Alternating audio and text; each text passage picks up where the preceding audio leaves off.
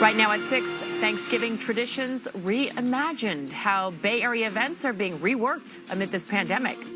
Also, a COVID crackdown in the South Bay. Firefighters are now being enlisted to help enforce social distancing guidelines. But first, from the lab to the front lines, healthcare workers at 2 Bay Area hospitals could soon get the COVID vaccine. A UCSF doctor tells us what we need to know. The news at 6 starts right now. Good evening. Thanks for joining us this Thanksgiving. Hope you're all having a safe one. I'm Janelle Wang. And I'm Raj Mathai. There's actually a lot happening tonight. Only 7 hospitals statewide will get that first Pfizer's coronavirus vaccine. Tonight, we speak with an infectious disease specialist at UCSF, which is one of the hospitals on the list. So how will it work? Who gets it first? And perhaps most importantly, when? Here's NBC Bay Area's Anoushah Rasta. If the federal government approves Pfizer's application for emergency use authorization of its COVID-19 vaccine, healthcare workers and first responders at UCSF could be the first to get it before Christmas. We expect it to come on board physically at around the second week of December if all goes according to plan. UCSF and Zuckerberg San Francisco General Hospital are 2 of just 7 California hospitals chosen to get the Pfizer vaccine first if it's approved. UCSF infectious disease specialist Dr. Peter Chin Hong tells us that the hospitals on the list are all holding meetings right now to decide how it'll be distributed and who exactly is at the front of the line to get it. So they include those who are working in the emergency department, those in the intensive care units, certain specialists like infectious disease doctors, pulmonologists, certain staff members or therapists like occupational therapists. Dr. Chin Hong explains that the coronavirus vaccine has to be stored in really cold temperatures and that UCSF already has the special freezers it needs ready to go. He says the military will be involved in the process to ship the vaccine to each facility, but that those plans are still a work in progress. Even though it may not get into the arms of most Americans until maybe the end of late spring or early summer, it is something to hold on to as a metaphor or a symbol of, how far we've come. Once the vaccine is available for the general public, Dr. Chin Hong expects it'll be free for everyone and could be available at places like Target, CVS, and Walgreens. But at this point, health experts don't know if the shot prevents someone from passing the virus to others. So they recommend you don't ditch the mask just yet. Also, you'll need 2 doses of the vaccine to be protected from COVID-19. You're going to get some protection after the first shot, but the best protection and the best probability of protection is going to be there about 28 days after the second dose likely. Some of the possible side effects of getting the vaccine include fever, muscle aches, and headache. Dr. Chin Hong says more than 70% of us need to be vaccinated before we see community benefit, but that this could be a big step in the right direction. It's a huge deal. It's been long coming. I think it's the light at the end of the proverbial tunnel. In San Francisco, Anoushah Rasta, NBC Bay Area News. Anoushah, thank you. Today, the state confirming more than 14,000 new cases, 14,640 to be exact. That's slightly down from yesterday, but we're still well beyond case numbers from earlier this year. The next number you should look at, 416 new cases confirmed in Santa Clara County today. The county has reported more than 400 cases each day for the past week. Now, with that said, beginning today, there's going to be an extra source of enforcement for COVID rules in Santa Clara County. Health officials are concerned that holiday weekend events could become super spreader events. So the county has enlisted firefighters to help watch for business violations. They're helping to make sure retail businesses are operating at 25% capacity. The county had a record number of cases and hospital beds are running out. Depend on our counties next to us because they are under the same stress and strain. They can't provide us with beds in their counties. So we are on our own and our hospitals are hurting. Here's what you need to know. Customers can be fined also for not wearing a mask. The enforcement teams plan to be out throughout this holiday weekend. As Bay Area politicians continue to urge the public to stay home and cancel their traditional Thanksgiving Day plans, we checked in with several Bay Area mayors to see what they're doing today. A spokesperson for San Francisco Mayor London Breed says she's spending the day at home alone, but a friend is dropping off a meal. Mayor Libby Schaaf's office says she spent the morning at a food distribution site in East Oakland, then headed straight home to be with immediate family. And a spokesperson for San Jose Mayor Sam Liccardo says he is just staying home. Many families who ordered their Thanksgiving dinners online ended up with no turkey and no fixings after a local grocery delivery service failed to deliver it. Those customers took to Twitter, and now the CEO of the company is apologizing for the mess up. NBC Bay Area's Melissa Colorado spoke to frustrated customers who had to act fast to save their Thanksgiving meal.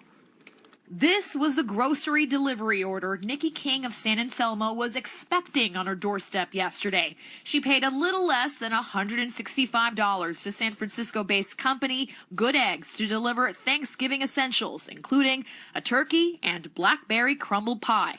Around 10 p.m., I got a text from them saying my order would be delivered between 2:50 a.m. and 3 a.m., which I thought was a little bizarre because that's an incredibly narrow window. So King stayed up until 4 a.m. Nothing arrived. Good Eggs has done such a terrible job of communicating.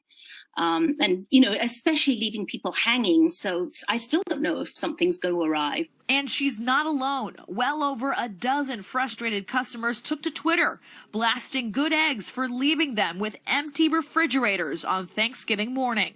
My husband ended up going to Whole Foods. Right as we were interviewing Kristen Klein of Mill Valley this afternoon, the Good Eggs box finally showed up, but some items were missing. You don't even have the full order. No, it doesn't look like it. This afternoon, the CEO of Good Eggs apologized to his customers without revealing the reason for why things went wrong. The statement reads, "While we failed to give you the service you deserve today, and there is nothing we can do today to make it better, we will be issuing impacted customers refunds and free groceries." Would you use Good Eggs again? I don't know. I mean, you know, we've been so dependent on them and their grocery delivery service throughout COVID. As for King, she's grateful she found chicken breasts in her freezer that she can prepare for her family tonight. In this year of 2020, you just have to plan on things being a little different. In Oakland, Melissa Colorado, NBC Bay Area News. It's tough. Let's take a look outside now. Spectacular weather. Here's a live look at the Bay Bridge with San Francisco in the background. Especially for all those outdoor Thanksgiving gatherings, the weather was perfect. A little windy, though, in some spots. Let's bring in our meteorologist, Raj Mathai. At 5 o'clock, your boys were eating apple pie, I believe. Where are they now? up to some no good, sure around the house. I get nervous actually more when it's quiet, right? But right now we're seeing the wind speed starting to come down. It's been a kind of a blustery day around the East Bay, Diablo Range, North Bay Mountains too. But over the next few hours, we'll see those wind speeds start to drop off. Now you notice around the Bay Area, Fairfield, Solano County, still in that yellow. That's where we have winds about 15 to 30 miles per hour. But even now in Livermore, the wind speeds are coming down. Notice the humidity, really clear skies. Dry air without clouds, and that's going to set up the other side of the coin in terms of the weather. Wind speeds coming down there in the Tri-Valley and Livermore, but temperatures really coming down. The low clouds that we typically get, or rain-producing clouds, tend to act like a blanket overnight. Once you lose that and you bring in some dry air, some of this Canadian air conditioning we've had over the last few days, morning temperatures dropping into the 30s around the valley. Wind-sheltered valleys of the North Bay, south of downtown San Jose, very likely waking up to the low to mid-30s. Chilly morning to start things off tomorrow. Coming up, we'll talk about if there's any sign that rain may break through as we head through this weekend and the next 7 to 10 days. Closer look at that in our forecast in about 7 minutes from now. Back to you. Okay, we'll see you soon. Thanks so much, Rob.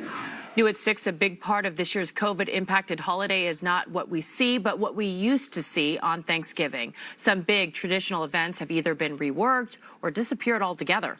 NBC Bay Area's Robert Handa joins us from San Jose to show us how things are different this year and the physical and emotional void they leave behind. We wanted to show you some of the traditional Thanksgiving events that have changed or vanished because, as you'll hear, sometimes we don't appreciate what we've lost until it's gone. It was described as ice skating under the palms. Now only palm trees are left in the San Jose Fairmont Plaza. The popular Christy Yamaguchi ice rink opened just before Thanksgiving for 16 years until this season. It was something to do just to get in the Christmas spirit. You were surrounded by people. You could grab a hot cocoa, and there was always something to do for people out here. And it's really, really sad that they're not doing it this year. The ice rink was part of the old Christmas in the Park downtown, now a colorful drive-through event at History Park, leaving downtown almost empty for the first time in 4 decades. Christmas in the Park was always a really special occasion to come down here and to see all the trees, see all the families. Another traditional event also got a makeover. The 16th annual Silicon Valley Turkey Trot went virtual today, with participants doing their 5K or 10K on their own. But going virtual wasn't an option at San Jose High School, where the traditional big bone game between San Jose and Lincoln High was interrupted after almost 80 years. Everything from being a student or being an alum, it was always nice to go back. It was kind of like our every year reunion, if you will. A would-be tradition that just started was a free Thanksgiving feast at St. James Park for people in need. Advocates say losing that community bonding event was a big blow. People are getting, very sad around the holidays. So it's nice to have the holiday cheer, and this year we're not seeing that. It is tough to lose events we're used to seeing, but the people we talked to kept their holiday optimism, saying they fully expect to resume their traditions next year. In San Jose, Robert Handa, NBC Bay Area News. Up next, serving meals social distancing style, how one East Bay group helped the needy today. And later, a different kind of COVID test that may be the key to reopening schools, what teachers are relying on to keep their students safe.